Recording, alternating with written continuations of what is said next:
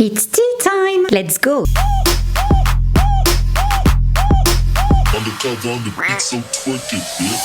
Bonjour, bonsoir tout le monde, je suis ravie de vous retrouver aujourd'hui pour une nouvelle vidéo et comme je vous avais proposé la semaine dernière à l'occasion de la sortie du film Barbie, si ça vous intéressait qu'après Margot Robbie on traite de Ryan Gosling, que donc vous m'avez dit oui, bah écoutez, allons-y gaiement. Mais avant de démarrer cette vidéo, je tiens à remercier notre partenaire du jour qui n'est ni plus ni moins que Nextory. Ça fait maintenant des mois que je travaille avec eux.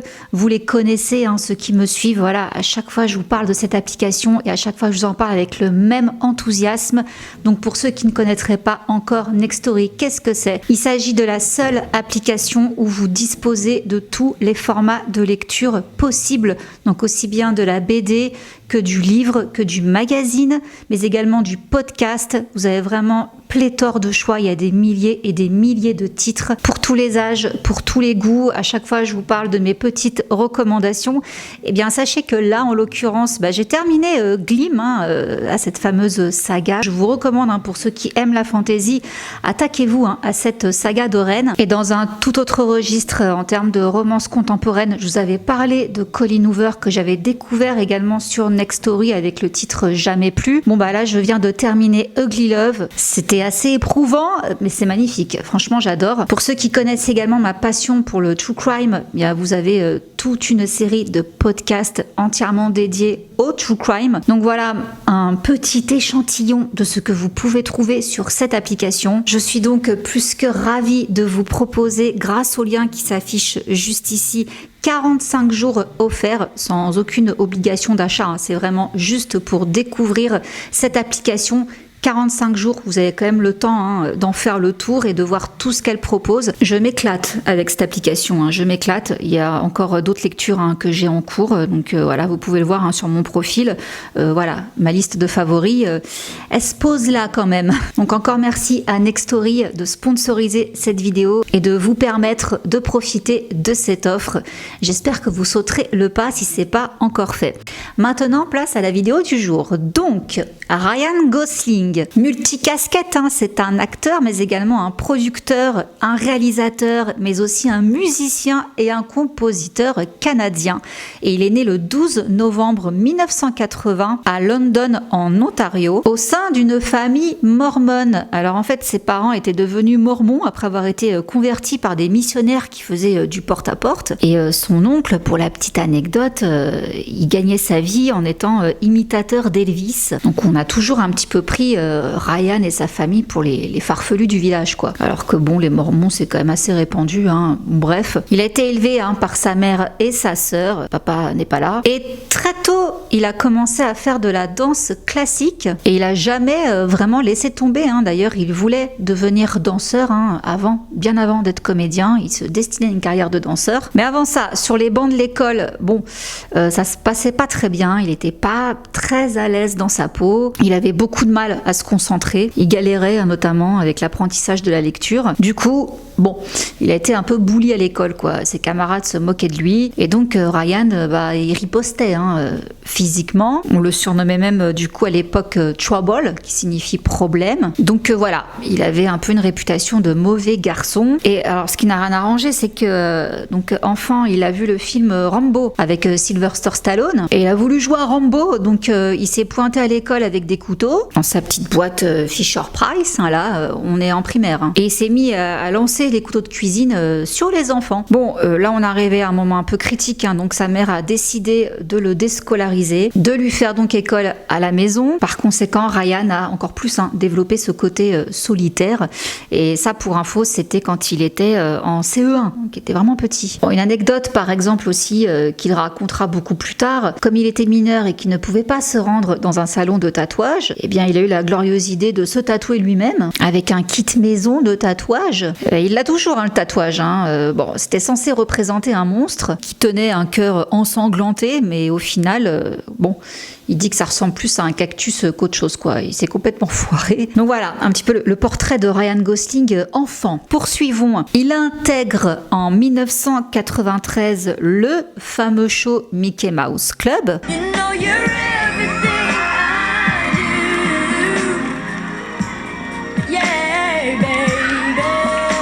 Donc là, encore une fois, hein, c'était pour devenir danseur. Et c'était un petit peu un coup de chance, en fait, qu'il ait décroché une place là-dedans. Parce que comme il le disait lui-même, quand il s'est pointé à l'audition, en fait, il y était parce que les autres camarades de sa classe y allaient. Donc il s'attendait pas à être sélectionné. Il a été sélectionné. Mais quand il a vu les autres, donc à savoir Britney Spears, Christina Aguilera et compagnie, il s'est dit, ok, là il y a du niveau, ils sont anormalement talentueux. Et concernant donc Britney Spears, voilà ce qu'il dit d'elle: elle était vraiment adorable, elle vivait juste au-dessus de chez moi, c'était ma voisine, c'était la petite fille avec laquelle je jouais au basket et au jeu de la bouteille. Maintenant nous ne sommes plus trop en contact, il arrive parfois que l'on se rende aux mêmes événements, mais c'est un peu comme croiser une vieille camarade de classe lors d'une réunion d'anciens élèves. Et il y a Christina Aguilera qui a balancé petit truc mignon quand elle était l'émission là, Carpool avec James Gordon. Il lui demandait comment ça s'est passé, un petit peu les potins du Mickey Mouse Club, et voilà ce qu'elle disait: je connais bien Ryan et il avait craqué pour Britney. Mais bon, elle avait Justin, c'était le bon vieux couple. Donc voilà, à l'époque il avait flashé sur Britney, mais bon, Britney avait déjà flashé sur Justin et la suite on la connaît. Mais voilà, c'était quand même sa copine de jeu. Et à ce propos, il s'est quand même passé des choses dans les coulisses, hein. C'est quand même de jeunes, bon c'est des préadolescents, mais ça parle, c'est très curieux. Et donc il raconte qu'à cette époque-là, Britney et Christina allaient souvent le solliciter pour assouvir leur curiosité. Bon, à votre avis, hein, voilà tout ce qui est d'ordre charnel. Et Ryan se faisait un plaisir du coup de leur raconter ce qu'il connaissait, à savoir pas grand-chose, mais bon, ce qu'il avait entendu, voilà. Et c'est drôle parce que du coup, à ce propos, il dit, plus grand, hein, je me sens un peu responsable de la façon dont elle est sexuellement en ce moment, donc en parlant de Britney, hein. Quand je la vois avec un serpent autour du cou, référence à Slave for You, je me dis, est-ce que j'ai fait ça? En suis-je responsable? En plaisantant, hein. Mais n'empêche qu'il a failli avoir des problèmes à cause de tout ça, parce que vu qu'il parlait que de la chose avec les autres gamins, vous doutez bien que c'est quand même revenu aux oreilles des parents qui sont allés se plaindre, hein, dans les bureaux de Disney en disant qu'il corrompait leurs enfants. Voilà, c'est pas pour autant qu'il a eu de gros problèmes. Alors, autre fait à savoir par rapport à cette époque-là du Mickey Mouse Club, quand il a donc auditionné, il avait 12 ans à l'époque. Il s'entendait très bien avec Justin Timberlake. Du coup, par souci de localisation, on va dire, eh bien, il va emménager avec Justin, et la mère de Justin Timberlake va donc devenir sa tutrice le temps du tournage de l'émission, parce que ça se passe en Floride. Donc elle va devenir sa tutrice pour 6 mois, car après le show est annulé faute d'audience. Il va faire plusieurs apparitions à la télé dans plusieurs séries, dans des séries canadiennes mais aussi américaines, et il va notamment jouer Hercule dans la série Hercule contre Arès pendant une saison en 98, et on le verra aussi dans un épisode de la fameuse série pour enfants Chair de poule. Et à partir des années 2000, là, on va commencer à le voir au cinéma. Donc, il va décrocher un rôle dans le film Le plus beau des combats. Et la même année, on le retrouve dans un autre film qui s'appelle Danny Balint, qui remporte un prix d'ailleurs, hein, le grand prix du jury. Et ensuite, il va enchaîner pas mal de rôles, notamment un aux côtés de Sandra Bullock. Ce sera en 2002, Calcul meurtrier. Alors là, il a 22 ans. Sandra Bullock en a 38, qui a 16 ans d'écart. Pour autant, ils vont tomber amoureux et ils vont entamer une relation. Donc on les a vus ensemble, ils se cachaient pas, hein, le temps de la promotion du film. Donc on les a vus au Festival de Cannes. Malheureusement, ils se séparent quelques mois après. Alors Sandra Bullock a été plus discrète dans ses déclarations à propos de sa relation avec Ryan. Elle disait qu'ils étaient juste amis, je vis ma vie comme une maniaque et il m'a appris à me détacher de tout ça, il est comme un petit Bouddha. Et lui, de son côté, après leur rupture, il déclarait: le show business est vraiment méchant. Quand les personnes font partie de ce milieu, c'est de trop. Ça consomme toute la lumière et rien d'autre ne peut naître. C'est très énigmatique, hein, on est d'accord. Je pense qu'il a peut-être voulu dire que les gens ont accordé un petit peu trop d'attention à leur couple et que certainement c'est peut-être pour ça que ça n'a pas tenu si longtemps. Bref, poursuivons. Bon, lui aussi poursuit, hein. On le retrouve encore dans un autre film, The United States of Leland, puis dans The Slaughter Wool en 2002, avant de tourner dans le film que je pense on a tous aimé, hein. Bien sûr, N'oublie jamais, aux côtés de Rachel McAdams. Alors... Bon, déjà, petite anecdote de tournage, c'est lui qui a construit les tables qu'on voit dans le film. Il se passe un truc sur la table entre eux, voilà. Mais il adore bricoler, hein, donc il s'est dit que pour être plus crédible dans son personnage, il allait suivre une vraie formation d'ébéniste. Donc il l'a fait. Et ça, par exemple, hein, c'est parenthèse, il n'a pas fait l'acteur studio ni rien. Hein. Ryan Gosling, quand il prépare ses rôles, il le fait à sa manière. Hein. Donc il y va à fond. Parfois pas de la manière dont il faudrait, mais voilà, il tâtonne quoi. Il est autodidacte, on peut dire hein, là-dessus. Bref, il a construit les tables et les chaises. Et c'est charmant ce que lui a dit Nick Cassavetes, donc le réalisateur. Pourquoi il a choisi Ryan Gosling? Alors on va citer, hein, je veux que ce soit toi pour jouer ce rôle parce que tu n'es pas comme tous ces jeunes acteurs hollywoodiens. Tu n'es pas beau, tu n'es pas cool, tu es juste ordinaire. C'est sympa. C'est très gentil. Bon, le film, voilà, il a eu beaucoup de succès et il a même eu un prix du public aux Teen Choice Awards et ainsi qu'aux MTV Movie Awards dans la catégorie du meilleur baiser. Ryan a été considéré comme l'un des nouveaux talents du cinéma américain par le New York Times Magazine, rien que ça. Et lors donc des MTV Movie Awards, hein, pour cette fameuse récompense du plus beau baiser, on a vu une scène qui a toujours fait battre mon cœur. Rachel McAdams et Ryan Gosling, ils ont été ensemble, hein, voilà. Je n'en parlerai pas dans cette vidéo parce que je vous avais dit que je ferais une vidéo spéciale sur ce couple parce que c'est une histoire assez incroyable. Donc je pense que je vous ferai ça pour dimanche prochain. Ils méritent à eux seuls une vidéo. Mais en tous les cas, voici ce que déclarait Ryan à propos de ce film et de Rachel. Que Dieu bénisse The Notebook. Cela m'a présenté l'un des grands amours de ma vie. Poursuivons. En 2005, on le voit aux côtés de Naomi Watts et Ewan McGregor dans le film Stay, un thriller. Et la même année, il se rend au Tchad pour un documentaire sur les réfugiés du Darfour. Et on va également le retrouver après l'ouragan Katrina. Il est parti dans le Mississippi pour participer à la reconstruction d'un monastère. Donc voilà, il est aussi engagé hein, à côté de tout ça. Et il continue les tournages. Hein. En 2006, on le retrouve dans un film qui s'appelle Half Nelson, qui lui vaut d'ailleurs une nomination à l'Oscar du meilleur acteur. Et ça, le Canada était très content parce que ça faisait 63 ans que pas un seul acteur canadien n'avait été nommé à l'Oscar du meilleur acteur quoi. Donc il met fin à cette loose et cette année 2006, Ryan va également se lancer dans la restauration. Il va ouvrir un restaurant qui s'appelle Le Tagine avec un chef marocain. Bon, ils font pas que du tagine, hein, ils font aussi du couscous royal, bref, plein de spécialités marocaines. Et pourquoi, comment l'idée lui est venue? En fait, il connaissait déjà le chef, il était fan de sa cuisine, donc ils se sont associés pour créer ensemble ce restaurant en plein cœur de Los Angeles, hein, à Beverly Hills. Et il y a pas mal de célébrités qui viennent y manger, hein, dont Meryl Streep, Colin Farrell, Salma Hayek, bon bien sûr maintenant également Eva Mendes.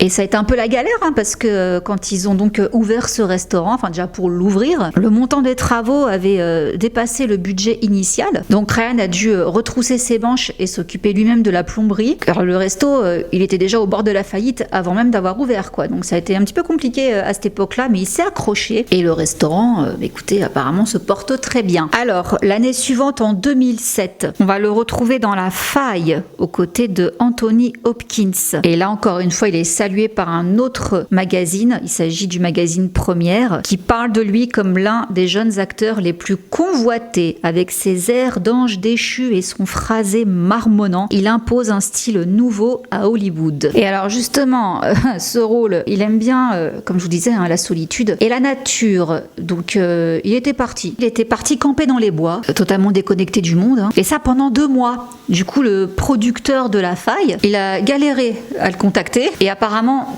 des anecdotes comme ça, il y en a plein concernant Ryan Gosling. Lui, par exemple, quand tu lui dis ouais, c'est quoi la destination de tes rêves, il te sort Disneyland. Voilà quoi, il a des besoins simples en fait. Pas du tout prise de tête le gars quoi. Il est simple et drôle, je trouve. Le coup de l'attente là, alors que t'attends la réponse d'un casting, c'est pas mal. Bref, poursuivons. En 2008, on le retrouve dans Une fiancée pas comme les autres. Rôle assez particulier, hein, qui lui vaut d'ailleurs une nomination aux Golden Globes dans la catégorie meilleur acteur. Et dans ce film-là, il s'est découvert une passion pour le tricot. Alors je cite, il y avait cette scène dans laquelle j'étais dans une pièce remplie de vieilles dames qui tricotaient. Cette scène durait toute la journée, donc elles m'ont montré comment faire. C'était l'une des journées les plus relaxantes de ma vie. Alors également à cette même époque, rappelez-vous, hein, je vous ai dit qu'il était musicien aussi. Et bien là, on apprend que il a failli faire partie des Backstreet Boys, fameux groupe hein, des années 90. Bon, ça s'est pas fait, hein, bien sûr. Et c'est un peu ballot. Pourquoi il a pas pu faire partie des Backstreet Boys? Parce que AJ, qui vivait dans la même résidence que lui, ne l'a jamais rappelé en fait. Il l'a pas convié à venir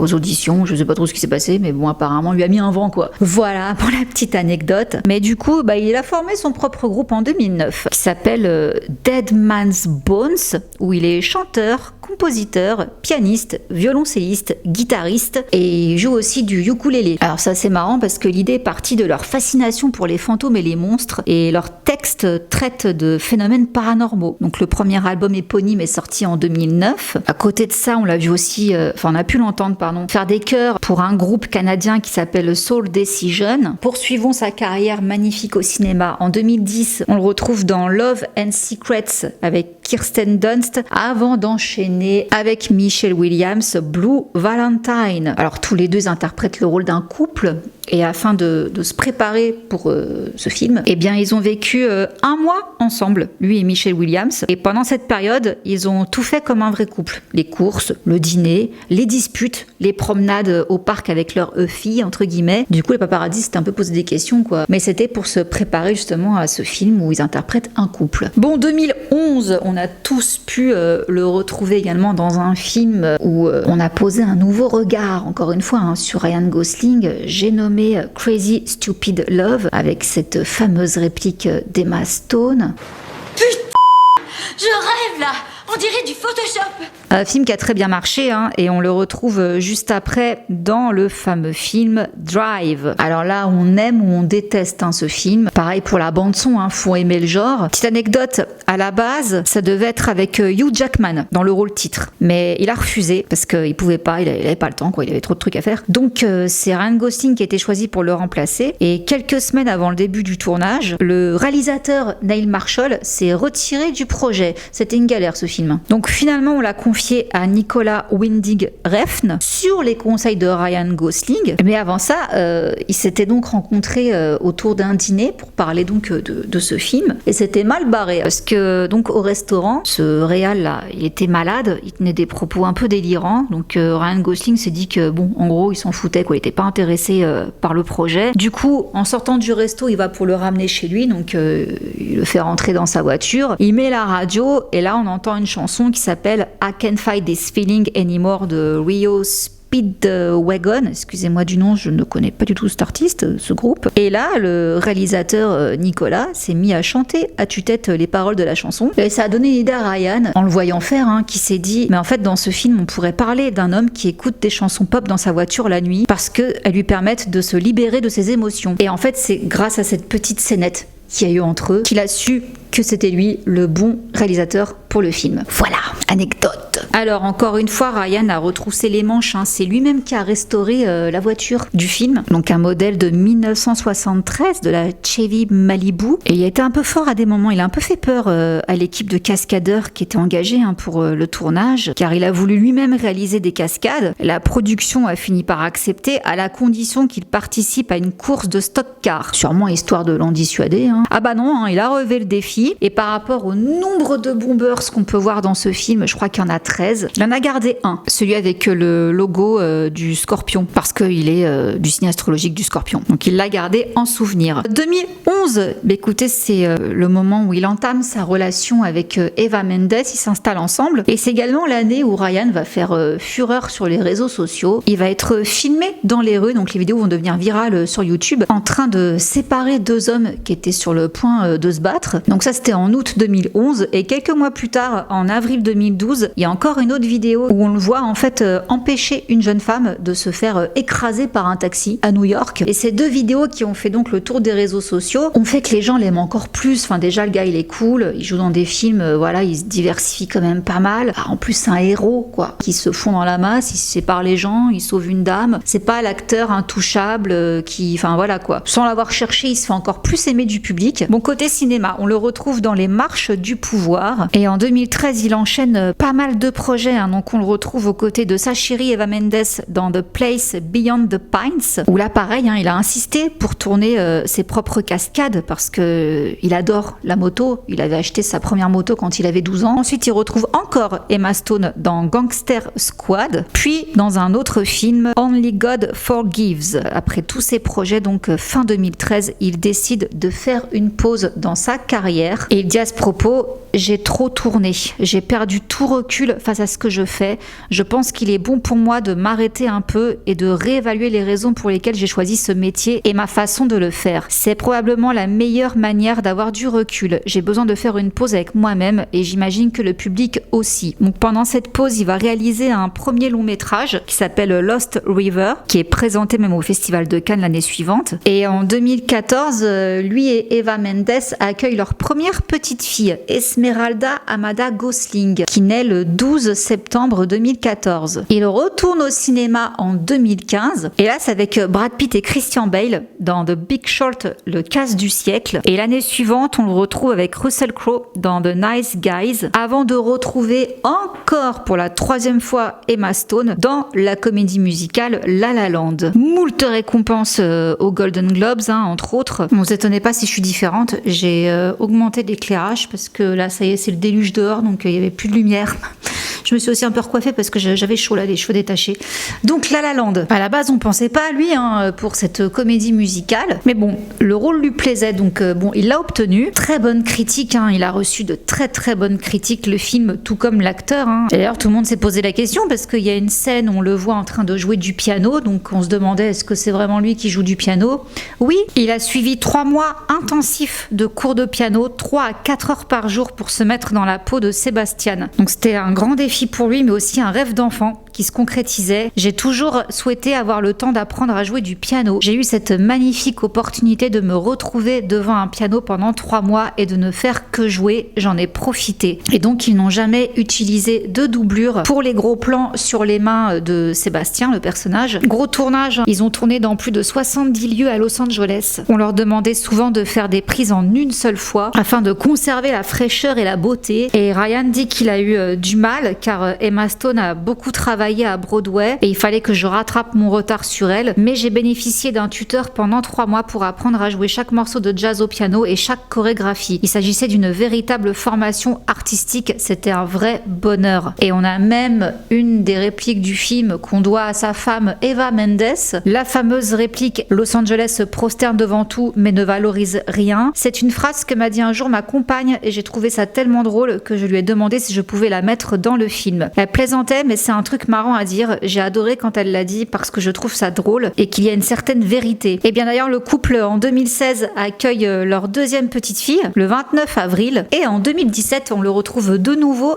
à l'affiche d'un film qui s'appelle Song to Song. Et la même année, il lance une société de production qui s'appelle Arcana avec un autre producteur. Et ensuite, on le retrouve dans Blade Runner 2049 et encore dans pas mal d'autres films. En 2018, il interprète Neil Armstrong dans First Man. Il devient aussi en 2021 l'égérie de l'horloger Tag Heuer. Et en 2022, on le retrouve dans un film d'action, The Grey Man, qu'on peut voir sur Netflix. Alors là maintenant, Ryan Gosling, il en est où? Les gens pensent quoi de lui? C'est devenu une icône féministe. Comme il a été élevé par sa mère et sa sœur, il dit « Je pense que les femmes sont meilleures que les hommes. Elles sont plus fortes, plus évoluées. J'ai été élevé par ma mère. Je me suis retrouvée à prendre des cours de danse. Ma vie de famille est essentiellement composée de femmes aujourd'hui. » Oui, parce qu'en plus, il a 2 filles. Donc toutes ces déclarations disséminées ça et là à propos des femmes ont fait donc de lui une icône féministe. Et la cerise sur le gâteau, il interprète donc Ken dans le film Barbie. Alors, à savoir qu'à la base, il n'était pas très emballé par le projet. Et comme je vous avais dit, il avait eu un peu de mal à rentrer dans la peau du personnage. Donc Margot Robbie lui avait fait des petits cadeaux chaque jour. Il en pouvait plus. À ce propos, il dit « J'ai reçu un cadeau rose de la part de Barbie tous les jours pendant un très long tournage. C'était intenable. Arrivé à un certain point, je me suis dit que ça devait s'arrêter. Alors je lui ai dit merci beaucoup, mais tu n'as pas à continuer de faire ça. Je suis sûre que tu as d'autres choses à faire, comme produire un film, jouer dedans et diriger une société. » Il a fait une overdose de colliers de coquillages, il n'en pouvait plus. Et ce rôle, alors ça a quand même une importance par rapport à sa vie de famille. Donc déjà, il se considère comme un père avant d'être un acteur. C'est un père avant tout. C'est tout à son honneur. Donc il pense d'abord à ses filles lorsqu'il choisit ses rôles. Par exemple, The Grey Man. Ce qui lui a plu avec ce tournage, c'est qu'il a eu l'opportunité d'emmener toute sa famille dans les nombreux endroits à travers le monde où le tournage se déroulait. Et à ce propos, il dit « Quelque part, je suis un père avant tout et une des raisons pour lesquelles j'ai fait le film était l'opportunité d'aller dans ces lieux intéressants avec mes enfants. » Vous savez, c'est amusant quand on est allé en France, on a tout fait. On a fait le Louvre, tous ces trucs-là. Et maintenant, quand je leur demande qu'est-ce qui vous a plu le plus en France, elles disent la corbeille de fruits à l'hôtel. Donc, concernant le rôle de Ken, il dit ce n'est pas que je le fasse nécessairement pour mes filles, mais c'est la première fois, je pense, qu'elles comprennent un peu ce que je fais. Même si elles ne peuvent pas trop comprendre pourquoi je veux jouer Ken, parce que personne ne joue avec Ken. Hein. Oui, c'est vrai qu'on joue tout à Barbie, Ken, on n'y pensait pas trop. Mais c'est pour ça qu'on doit raconter son histoire. Oui, effectivement, je pense que là, Barbie, même s'il y a un certain message, tout ça, ça passe mieux auprès des gamins que tous les films dans lesquels il a pu jouer avant. Bien comme je vous dis, hein, qui doutait de sa Kenergie, comme il dit. Je doutais de ma Kenergie au départ. C'était une symphonie parfaite et je ne voulais pas être le seul instrument désaccordé. Je n'étais pas sûre de pouvoir le faire. Mais j'ai décidé de jouer Ken à fond. Et il y a eu quand même des critiques, des gens qui ont dit non mais il a rien à faire Ryan Gosling dans le rôle de Ken. Alors à cela il répond, les gens ne veulent pas de mon Ken, ce n'est pas grave, il y en a plein d'autres. Ça me fait rire quand même parce que personne n'en avait rien à faire de Ken jusqu'à présent. Et là c'est comme si les gens étaient attachés à lui. Si vous étiez attaché à lui, vous vous seriez rendu compte que personne n'était attaché à lui, pas même Barbie. Voilà, l'hypocrisie est exposée, c'est pourquoi son histoire doit être racontée. Donc tout ça c'était sur le ton de l'humour, hein. C'est pas énervé, mais il a quand même dit qu'il se sentait assez protecteur envers ce personnage désormais et qu'il voulait le rendre fier. Voilà, donc si vous voulez voir le Ken de Ryan Gosling, bah, c'est toujours sur vos écrans. N'hésitez pas, apparemment vous avez kiffé. Tous ceux qui ont vu ma vidéo sur Margot Robbie en commentaire m'avaient tous dit que le film était génial. J'ai vraiment eu très peu de mauvais échos, hein. Principalement ils sont tous bons, ça donne envie, donc écoutez, voilà, n'hésitez pas, faites-vous plaisir. Et voilà donc pour Ryan Gosling, donc comme je vous dis, hein, je pense qu'on va faire pour la semaine prochaine, comme ça sera fait, la vidéo sur lui et Rachel McAdams, donc restez connectés, hein. Je remercie encore Nextory d'avoir sponsorisé cette vidéo, et encore une fois le lien est juste ici pour profiter des 45 jours offerts. N'hésitez pas, hein, allez-y tester, et sur ce je vous fais plein de gros bisous et je vous dis à très vite pour une prochaine vidéo. Mouah. Bisous, ciao. Undercover on the beat, so twerk it, bitch. Like.